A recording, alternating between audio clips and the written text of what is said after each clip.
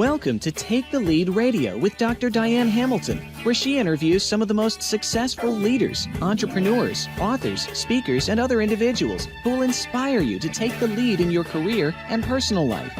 And now, here is Dr. Diane Hamilton.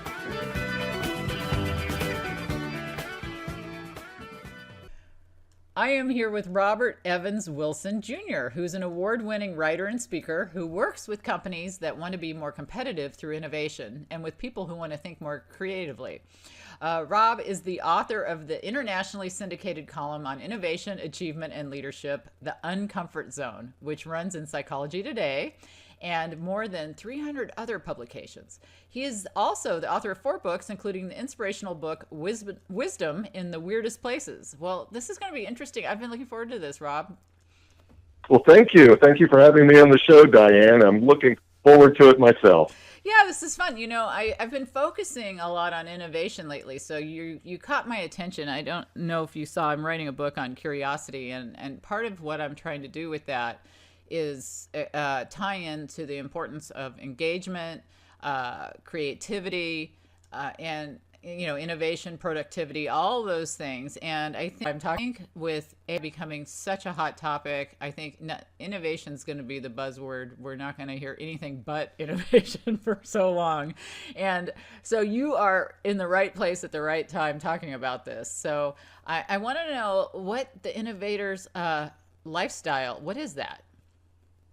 Well, I want to say first, I picked up immediately on the fact that you're writing a book on curiosity, because that is such a big part of innovation. And and I like to look at it as the innovator's lifestyle, because that's really so much. There's so much to that, to the innovator's lifestyle.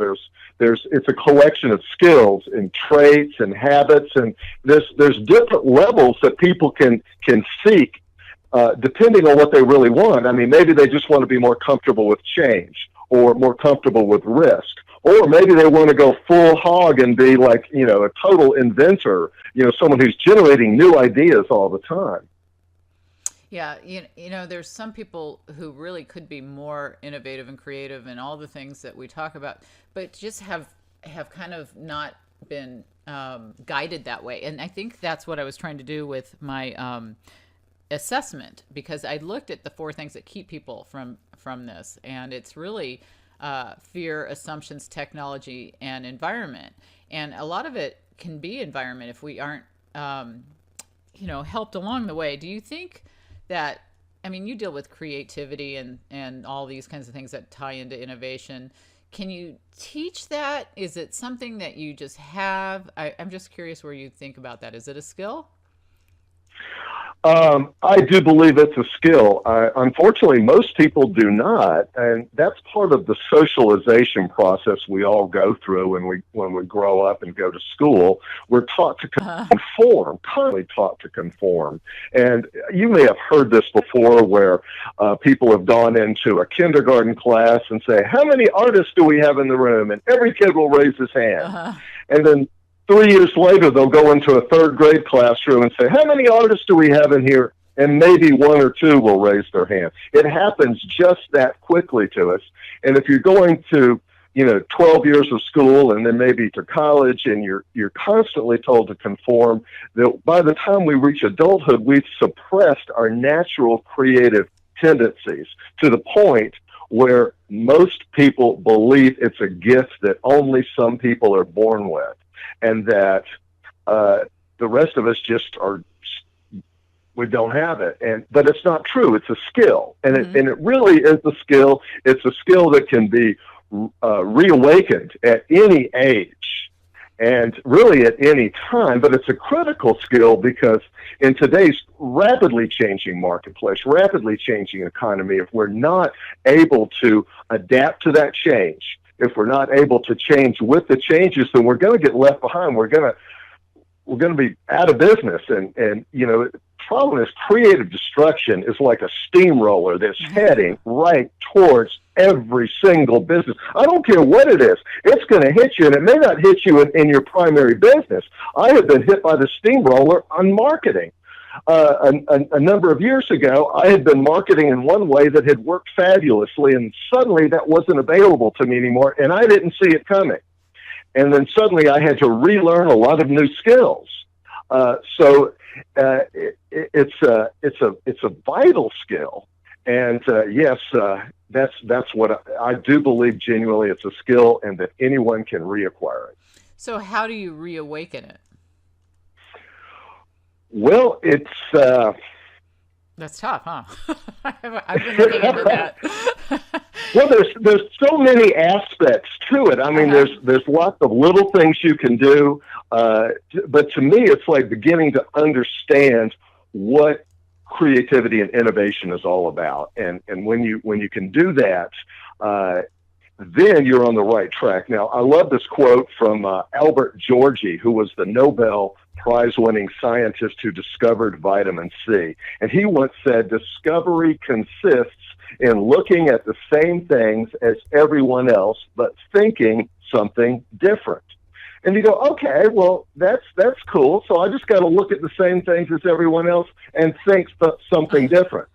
Yeah, right. Like, that's easy. I've been looking at the same things all my life, and I've got this real narrow point of view about those things, and I'm not changing, damn it. Yeah, right. But here's the thing.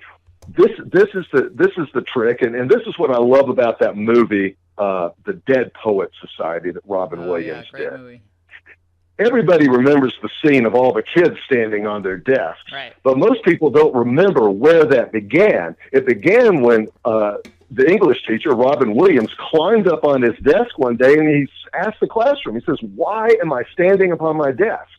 And the kids are clueless, so he goes ahead and tells them, he says, "I stand upon my desk to remind myself that we must constantly look at things in different ways." And there it is. There's your key to creativity, your creative thinking, is looking at things in different ways. In other words, getting a different perspective.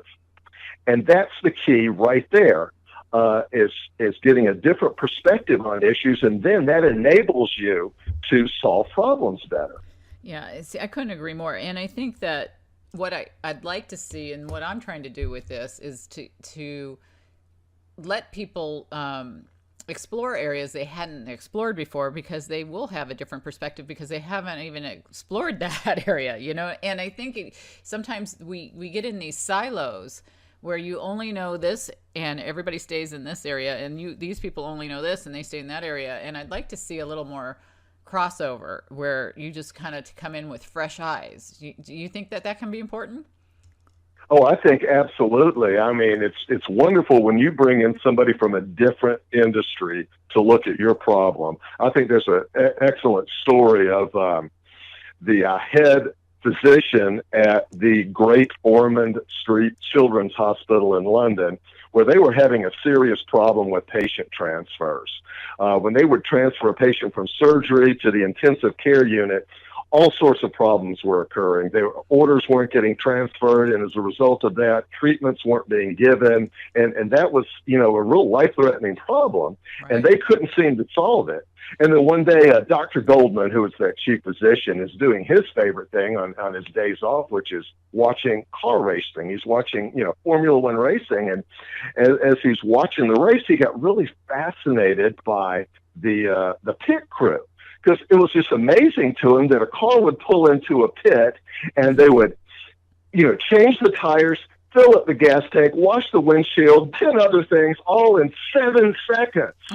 And then the car's back into the race. He went 7 seconds. They did all of that. It was well organized. It was well coordinated. There were no mistakes. That was the big thing. There were no mistakes. So he goes, I wonder if I could get those people to come in and look at my problem. So he talked to the Ferrari pit crew, and they agreed to come in to his hospital and observe the patient transfer process. And they did this, and then they came back to him with a 3-step process that he implemented, and it reduced the number of problems by 50%. Wow. Yeah, and who would think that, right? Yeah. Yeah. But that is just an amazing story. And I love stories like that because there's so many people that just assume, that you're because you're in this industry or that industry, it can't cross over. But it's a process, right? So processes can transfer, and just the way of thinking in terms of being efficient, right? That's what they were.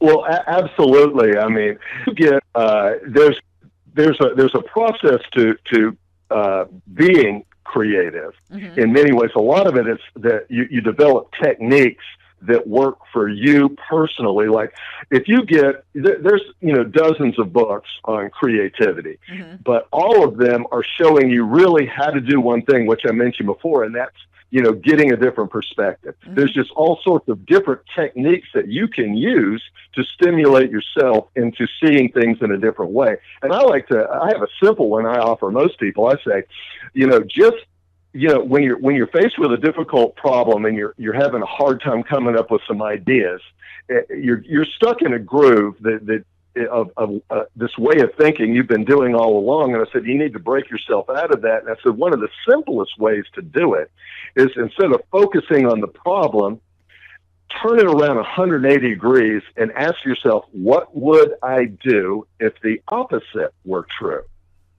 So instead of, okay, I'm freaking out because I don't have enough clients, I'm having trouble finding ways to get new clients, ask yourself, what would you do if you had more clients than you knew what to do with?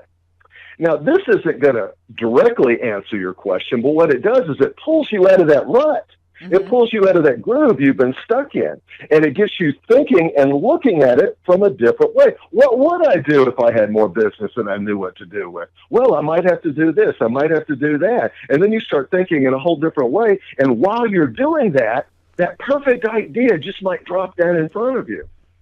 That's interesting. I like that, because I think sometimes it's almost like getting a song in your head. You got to sing a new song to get the old song out, right?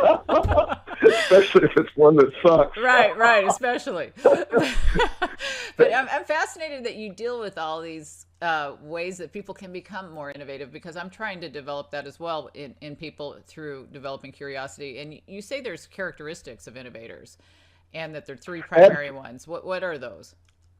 Well, the first one to me is the belief that you are creative, that Mm-hmm. when you set out to solve a problem or invent something or come up with a new idea, that you will absolutely do it, that you will be successful. And it is this self-belief that innovators have, which really gives them so much persistence. All the people around them will get really irritated or panicked. They'll go, you failed over and over and over again. When are you going to realize you're not going to do this? Uh-huh. And the innovator's like, I am going to do it. And, Thomas Edison famously said, when somebody told him, you've failed 1,000 times already, why don't you quit? He goes, I have not failed 1,000 times. I have merely found 1,000 ways that do not work. Yeah, that's a great quote. I love that one. Uh-huh. And so it's that belief that really drives them and makes them so persistent, because they just don't believe they're going to fail. And that actually comes out of the two other primary characteristics, and those are, I'll just say them quickly, and then let's maybe get involved in talking about those a little bit, is the ability to take risk. And the other one is that they're open-minded. Mm-hmm. And those two things combined actually fortify that first one. When you've gotten comfortable taking risk, you've been willing to experience a lot of new things because you're open-minded to new opportunities, then that really bolsters that whole self-belief, because you've had opportunities where you have succeeded over and over again because you put yourself out there. You've been a little bit bolder at times, mm-hmm. when you maybe not wanted to be. Right. So the second characteristic of risk-taking is really that the innovator is so willing to abandon the traditional ways of doing things and set off in new directions. And they're willing to question authority, question the status quo, ask important questions like, why are we doing things this way? Why don't we try it another way?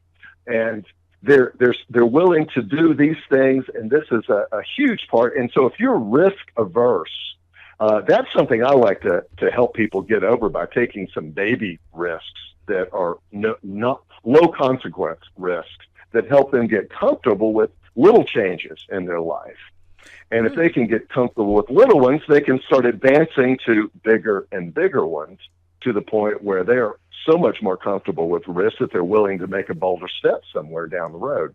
That's really interesting because some of the things you're talking about, well, the open-mindedness ties into the openness to experience, which is part of the Big Five, which I, of course, dealt with when I was researching curiosity. And the risk-taking and some of the stuff you're talking about, the self-belief, a lot of that is impacted by fear and environment and some of the other factors that were problematic in developing curiosity. And so I think a lot of people don't want to take risks because of their fear of failure, fear of embarrassment, fear of different things. So what are the baby steps? Like, do you have an example? Well, sure. And just to kind of to build on what you just said, the fear is really what it's all about. I mean, people fear change because they're comfortable where they are, and they fear a loss. Now, that's the thing about risk.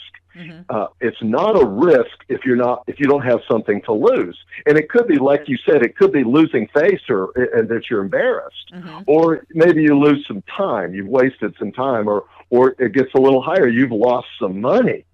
On this innovation you want to do, or you could lose your life depending on what the risk is. So there's various levels of risk. So I have some little ones I can get people started with, and it almost sounds like no risk at all, but it's making a change, and that's going to make you uncomfortable, and that's where the risk lies, in these low consequent risks. You're going to be uncomfortable by it. So, for example, I tell people, if you drink coffee every morning, switch to tea for the next 2 to 3 weeks. And people go, they're going to go, oh, what? Not my coffee? Yeah, if you want the same amount of caffeine, you're going to have to drink about 4 or 5 cups of tea.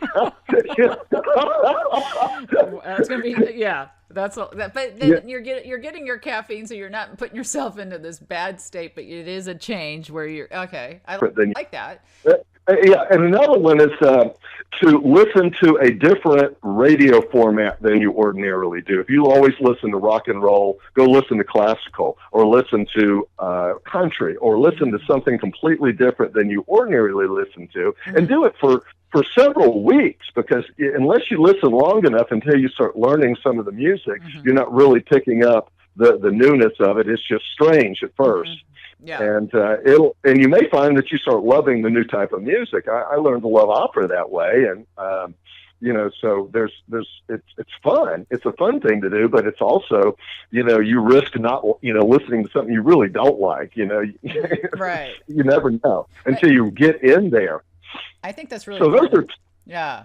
So those are two real simple ones. Well, I think that's similar to something that I've suggested. It's just, you get used to reading the newspaper, certain sections, read a different section for a while, read this for a while, and there's just exactly. Get you out of that groove, right? You were talking about being uncomfortable, but the opposite is boring. Oh, yeah. To me. And if you get, I think some people are, they don't realize they're bored sometimes. You know what I mean? Like they're just in a rut. And I think that some of it is they need a little nudge, and they probably could be more innovative and just don't realize it. And I think they're going to need to be when jobs are replaced by AI and different things they can't do. More simplistic jobs are going to have to be a little bit higher end training and things associated with that. So, I mean, what do you think are the drivers that make people more likely to be innovative?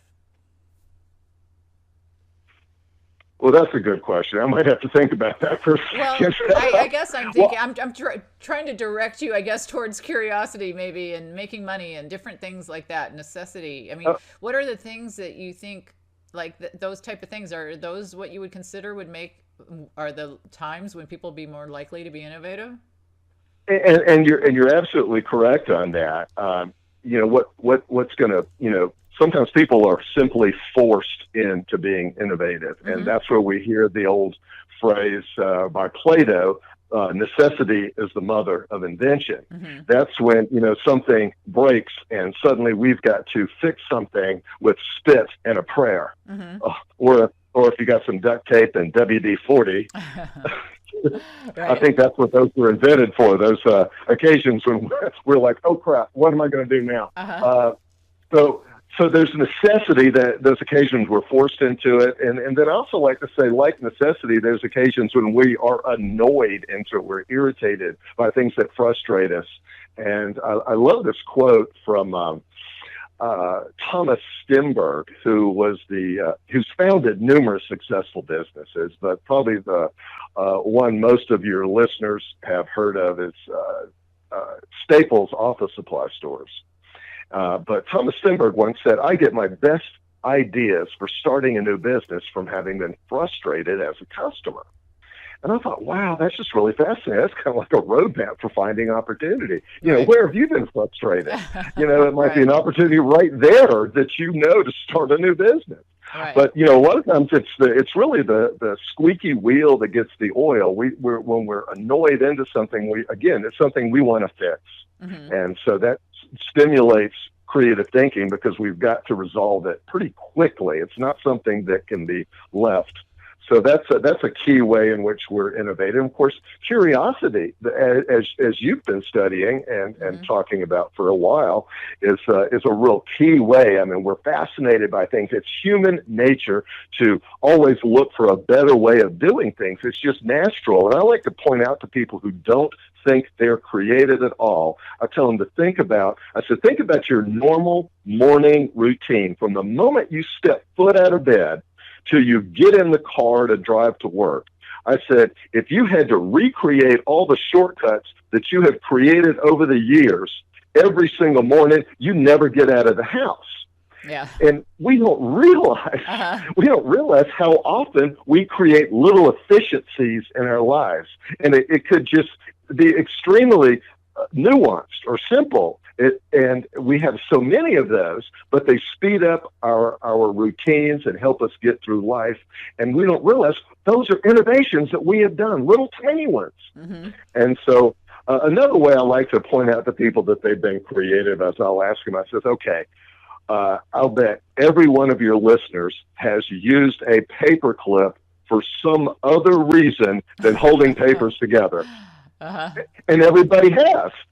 So right there, they have used a paper clip in an innovative way. So, but curiosity is such a cool thing because and I think it's just a natural thing for most people. And I think that as well has been repressed by, being told to conform. It's like, sayings like curiosity killed the cat. Okay, that's basically being told to conform. No, don't be curious. You just do as you're told. You do the way we've always done things. But great things have come out of curiosity, like the microwave oven. Percy Spencer, he's working on the radar and suddenly notices, or when he goes to take his chocolate bar out that he ate daily out of his coat pocket, it had melted. And he went, well, that's never happened before. He goes, I wonder if the radar machine did that. So he goes over and he puts another chocolate bar in front of the radar and it melts. So then he starts putting food in front of it. He cooks an egg. He cooks some popcorn. And so then he calls up the research and development department. Guys, you got to come up here and see this. But look what the radar's doing to food here, Yeah. And so a few months later, they invented the microwave oven. Because radar uses microwaves. And so that's a great story. I actually have that story in my book, which is funny, but oh yeah, and of course the first one is called the radar range, the first microwave oven. So so there's I'll bet you've got wonderful stories of curiosity. That's why I can't wait for your book. These are great, and you've written so many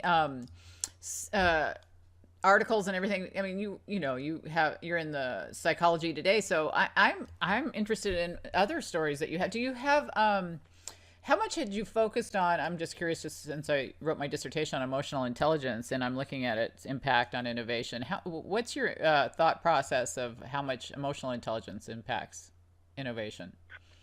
Well, emotional intelligence is mostly about having empathy and, trying to understand the other person's point of view and what they're feeling, what they're going through.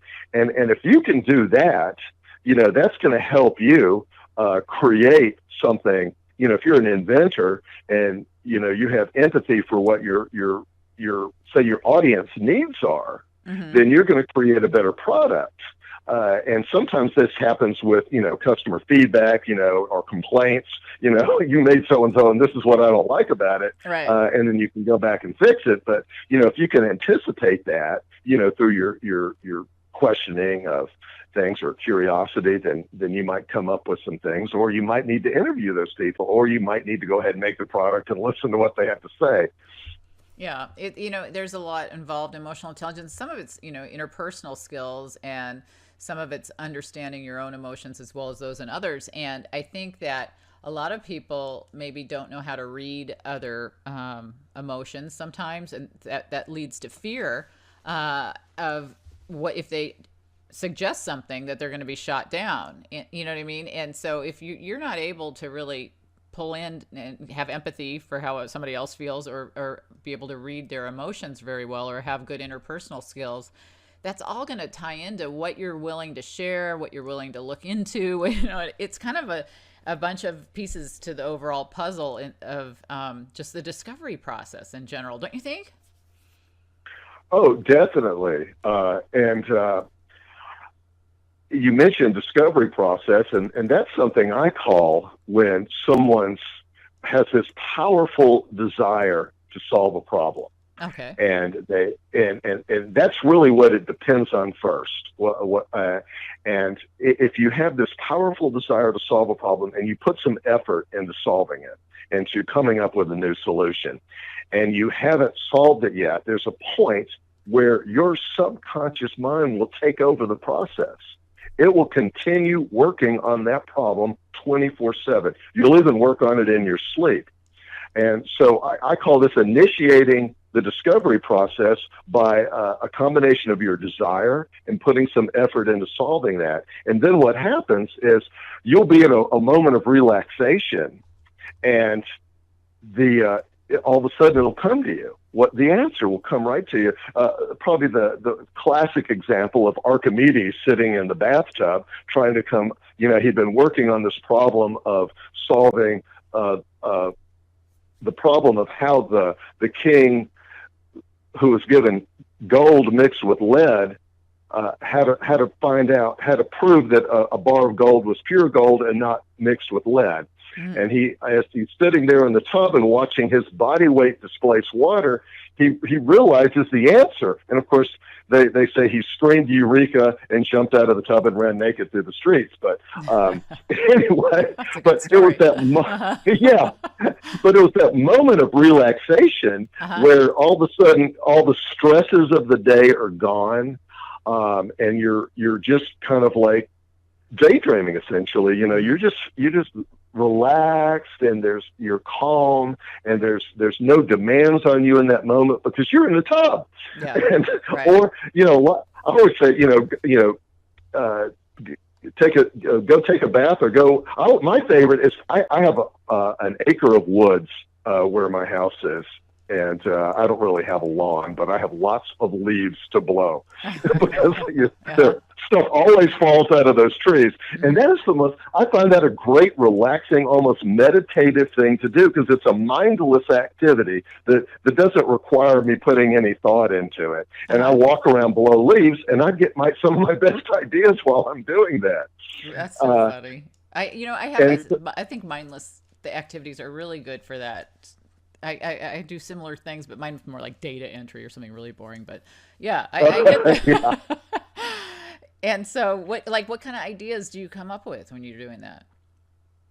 Well, it's kind of fascinating. I mean, Albert Einstein, now, like I said, this process, once you've initiated it, really works 24/7, and actually even when you're asleep.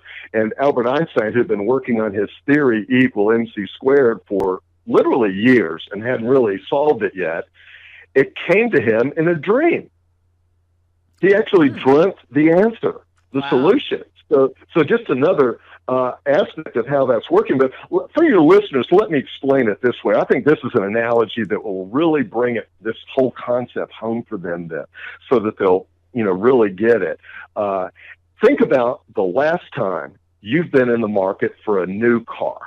Now you've gone out there, you've looked at all the different makes and models, and you finally narrow it down to the one car that you want. You make a decision. That's the car I'm going to buy. Now, up until that point in time, you have not noticed that model on the road. But then as soon as you make that decision, suddenly you see them everywhere. It's like the road is littered with them. And you go, how is this possible? I thought I was being unique. Uh-huh. But that's the subconscious mind at work. The subconscious mind understands your powerful desire. And so it wants to present to you things around you that will help you resolve that. And so that's why this works so well. And it's such a cool thing.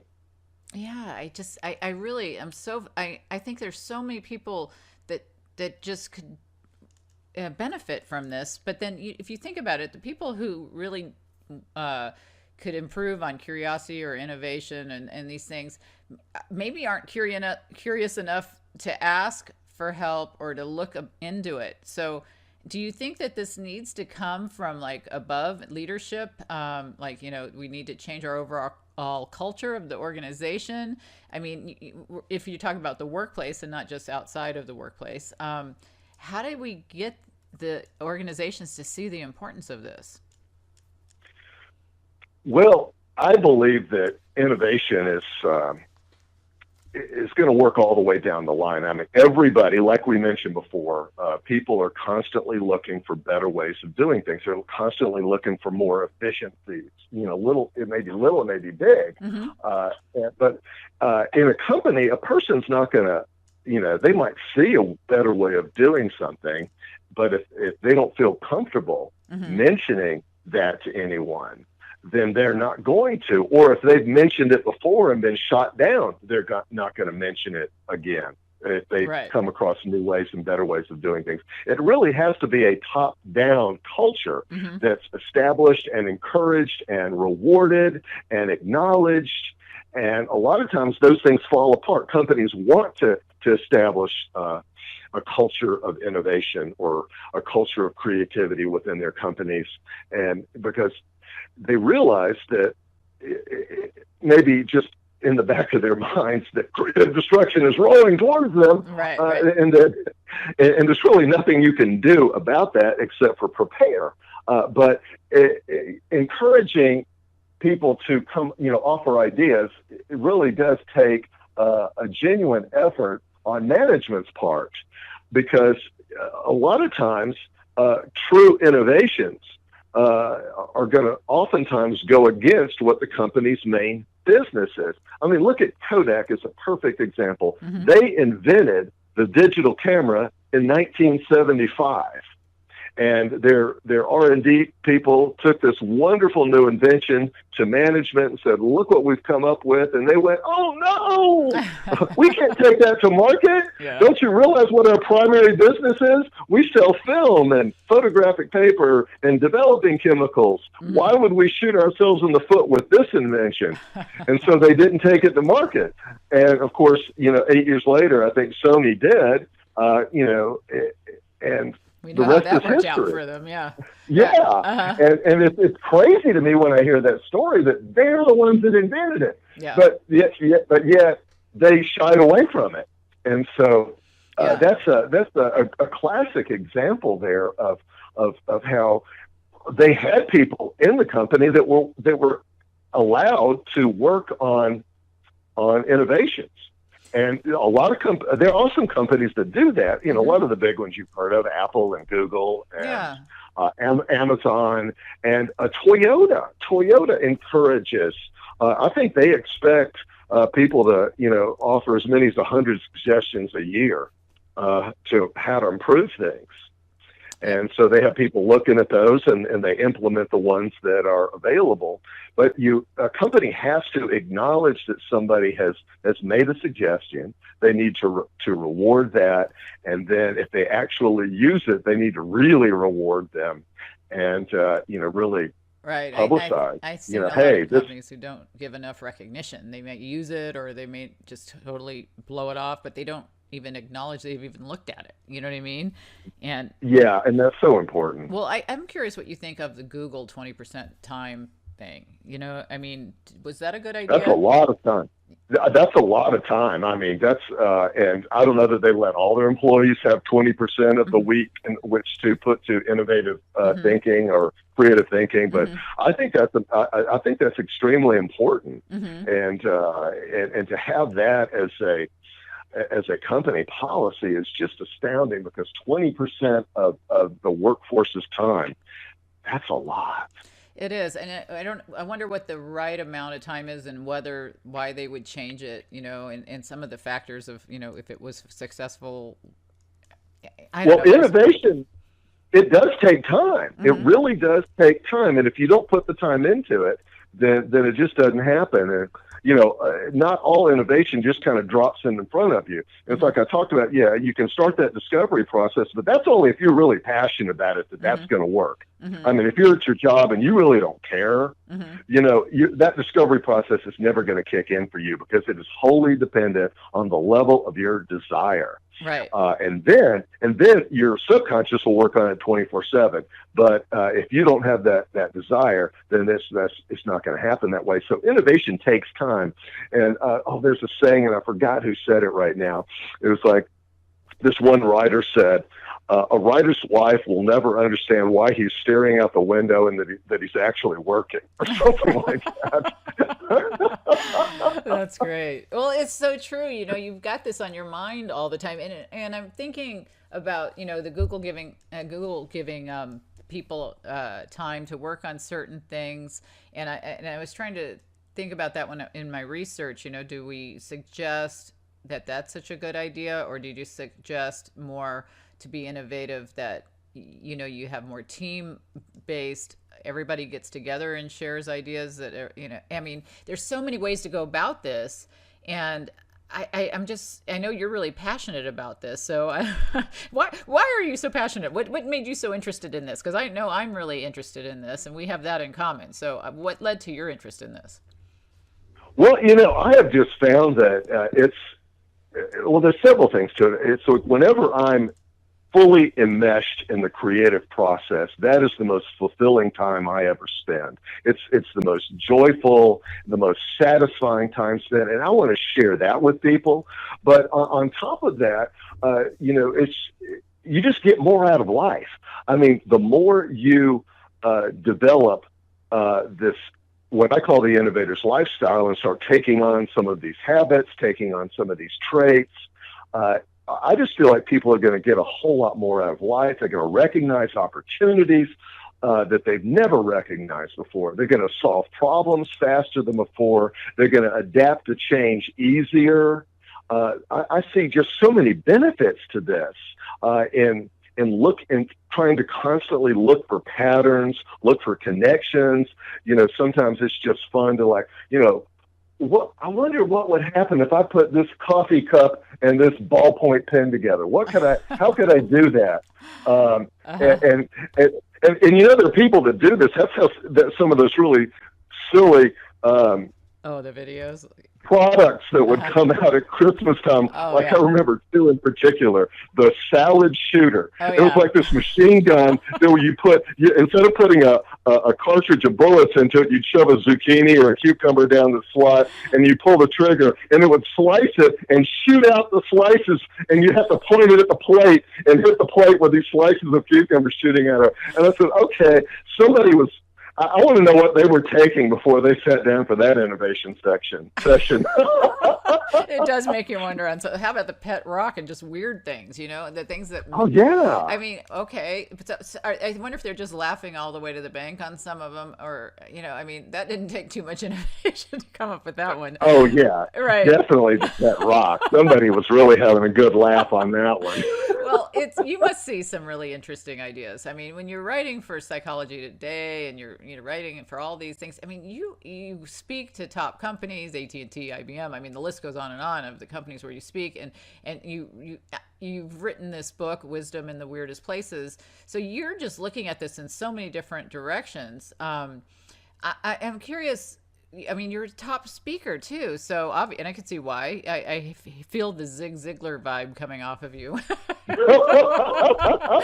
got that enthusiasm, and I love that. And that's, how have you always been enthusiastic? Have you always been the guy that likes to learn these stories? Because you're a great storyteller, and just curious where that came from. Well, I guess I've been a storyteller since I was a kid. I realized that I wanted to be a writer as early as third grade. And I remember at one point after a particularly good sermon from my minister when I was growing up in the Methodist church, saying to my mother after church, I said, "Oh, I want to be a minister." And she looks at me and said, "Oh," and she's so excited. Well, I didn't realize that you had to do all that Bible study. And, all I really wanted to do was get up and tell fun stories and jokes, because that's what he was doing. He was telling these awesome stories, and he was telling these funny jokes, and I was just absolutely enthralled with listening to him. And all the rest of the part of church I really didn't care for. and so, when I realized that, I said, well, no, that's not really what I want. What I want is to tell stories. And so, as I went into high school, and in college, I found that I would just love to tell jokes to groups of people. And it's just, I don't know, it's just something that I've always enjoyed. And there's nothing to me more fun than sharing a good story with someone. And you shared some really interesting ones here. I'm curious if you had any others from your Wisdom in the Weirdest Places or in any of your other writing that you just stood out to you as just like, man, this just was a story I couldn't help but be drawn to, about innovation or creativity, or is there anything else that stands out in your mind that you just go, wow, that was an interesting story?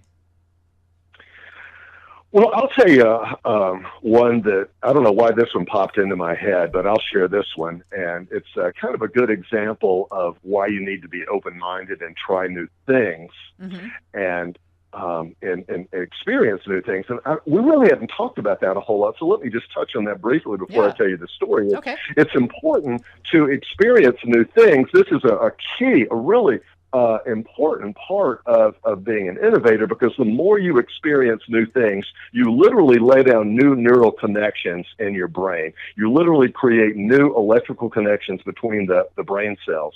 In other words, you're building up more data in your brain. And so that gives you more to draw on when you're trying to come up with an idea. Now, understanding that an idea is when you take two or more existing concepts and you kind of meld that or combine that into creating something new. And so that's why that's so important. So, and the other thing about all these new experiences, as you're strengthening your brain, and that's literally what you're doing by doing this, when you create those new electrical connections in your brain, you are less likely to suffer from Alzheimer's and senility as you get older. Because here's what happens. As you get older and brain cells die, you lose one electrical connection for each of those brain cells that's gone. And if you have enough electrical connections between the brain cells in your brain, also your brain will rewire itself and you won't lose those memories. Otherwise, if you lose like a bunch of brain cells and you've lost that memory. But if you have enough of those connections, then you don't lose it. And so that's what makes it a very important, healthy thing to do, to, go out and experience new things. But also, I like to say it improves your sex life, because if you are going out with your partner, your significant other, and experiencing new things, it rekindles those romantic feelings, because it stimulates your dopamine receptors, just like it did when you first met that person, when you just couldn't wait to hop in the sack. And then now you're out experiencing new things, you're triggering your dopamine receptors with that person, and it rekindles and reminds you of those romantic feelings you have for that person. So it's just so many wonderful things that happen from embracing the Innovators Lifestyle. Yeah, I mean, see, I love your enthusiasm. And I could see you were proclaimed the second funniest person in Georgia by Toastmasters. Well, who was the funniest? Were you like in a contest? I mean, what was that all about? It was a contest, and the funniest person was Jim. Oh shit, what's his last name? Jim. Oh, anyway, he was pretty funny too. We both got both. It's basically it was the statewide contest for the humor speaking contest, and I placed second. And when I actually had it videoed, and he was. This was back in 1997, and he was actually a little more poised on the platform than I was. My nervous energy was spilling over, and you could tell it. I mean, it was funny, but it's, I couldn't contain it. I mean, I was up there on that platform, and I was just so full of energy. And he got up there, and he was so cool, calm, and collected. And that's why he won, and he's absolutely deserved to win. Well, I kind of like the energy, though. That's the little Robin Williams-like. There's nothing wrong with it. But you're also known as the graffiti guy. I'm looking at I could talk to you all day. You're interesting. I mean, you were the author of Off the Wall, the best graffiti of the walls of off the walls of America. So that's illustrated collection of witticisms. Did you? It's an illustrated collection of bathroom graffiti, and there's a funny story behind that if you want to hear it. Yeah, I would. Okay. Well, this all started back in college, and I was coming out of one of my classrooms one day, and I noticed down the hall a good friend of mine, and he was doing something, and so I walked down the hall to see what he was up to, and as I got closer, I realized he was working with one of those old-fashioned label makers, those pistol grip label makers. And so I'm watching him. I said, "So, hey, Ken, what are you up to?" And he goes, "Oh, I'm putting the room numbers on the doors in Braille for the dean. He wants to make it easier for the blind students to find their classrooms." And so I'm watching, and I went to Georgia State University, which is a downtown urban campus in Atlanta, and all the buildings are clustered close together. And so there were a lot of blind students that went there when I was in school, and I don't know if the reason was because it was relatively easy to navigate because all the buildings were close together, but I'd gotten to know a couple of the blind students, and so as I'm watching Ken, well, all I can say is the devil got into me, and I said, "Ken, does that label maker do more than the numbers? Does it also do the alphabet?" He goes, "Oh, yeah, it does the whole alphabet in Braille." And I said, "Excellent, excellent. Let's take that over to the Student Center men's room. Let's put some graffiti up in Braille." Oh, how funny. And so we did. And the next day I made a point of running into one of my blind friends, and I remember saying to Jimmy, I said, "Hey, Jimmy, have you been keeping up with the graffiti people are putting up in the Student Center men's room?" And he gets this real annoyed look on his face. He goes, "Now, Rob, why are you asking me that? You know I can't see it." I said, "Well, next time you're in there, why don't you just feel above the toilet paper dispenser?" And he did. And within 48 hours, every blind student on campus had heard about it, and they were after us to put up some more. Oh, okay. They said, "This stuff is great." Yeah. So Ken and I weren't intending to be the PC graffiti artists of Georgia State University, but we felt obligated to go put up some more. So we needed more material, so we hit the bars for some inspiration. And we found this one really old bar in Atlanta where there must have been 50 years worth of graffiti that had never been painted over. Oh, how funny. So over a couple of pitchers of beer, we wrote down a page or two's worth of graffiti to take back to school with us. And as we looked at all that graffiti written on paper, it just occurred to us, and this was probably the beer talking, but we went, "Why don't we just keep collecting this until we have enough for a book?" Yeah, that's great. Oh, little did we know it would take 15 years to get enough material. I mean, it's great though. Oh, I gotta see that. Well, it's a fun book. It's a fun book. I bet it is. And everything you do is really fascinating to me. And I think you mentioned you went to that college. What did you get your degree in? I'm just curious. Well, I got my degree in I majored in philosophy with a minor in psychology. I started Yeah. out as a double major, and just that was good enough. I wanted to get out of school. Yeah, I hear you. Well, I think you've done an amazing job with all of your work. I mean, it was really interesting to me. All your stories, I could see why you would do so well for so long in Psychology Today and all those other 300 or more publications. I mean, wow. So I think a lot of people probably want to know more about how they could probably book you as a speaker, because I know you do that, but how they could find your books and all that kind of thing. Can you share how they could find you? Well, probably the easiest way to find me is to, well, go to my website. It's robwilsonspeaker.com. Or if you can remember my full name, Google Robert Evans Wilson Jr., and you'll see everything about me there. My column for Psychology Today is called The Main Ingredient. And I'll, go to my Amazon page. You can find that again by, putting in my full name. That's the problem with a common name like Robert Wilson. It's like finding a needle in a haystack. And so Right. I always encourage people to remember, if you could remember, my middle name, Evans, you'll find me. Okay. Now your website, it's called The Main Ingredient. What's the Uncomfort Zone? The Uncomfort Zone is the title it runs under everywhere else.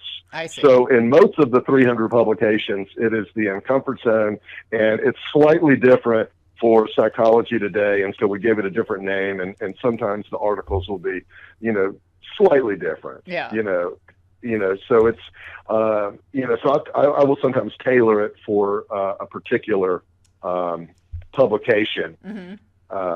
Well, that's awesome. So Well, I really found everything that you said really helpful to all the work that I'm doing, and I think a lot of people can benefit from all your research and all your studies that you've incorporated. I love all the stories; they're wonderful, and I some of them I actually have included in my book because we look like we researched a similar thing. So I think that those are some of the greatest examples of why innovation is so important, why curiosity is so important. So I really want to thank you for being my guest today. This was fascinating.